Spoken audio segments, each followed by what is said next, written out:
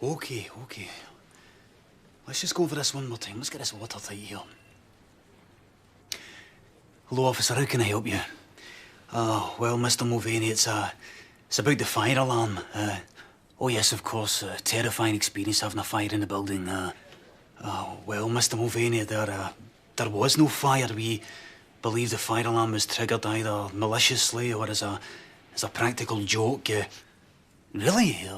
Well, I fail to see the funny side. It caused a major disturbance. Have you caught the fellow?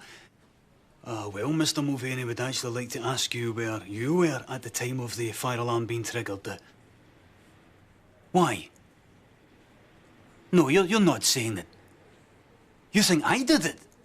Okay, officer. You want to know what it was? Okay, I'll tell you.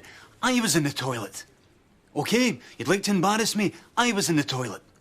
Now, considering there is no fire alarm trigger in the toilet, are you seriously suggesting that I just stood up from my desk, walked down the corridor, triggered the fire alarm for no reason, and then raced into the toilet as fast as I could, and then stepped right back out again to pretend to everyone I was there all along? Is that what you're suggesting? Quite preposterous, isn't it?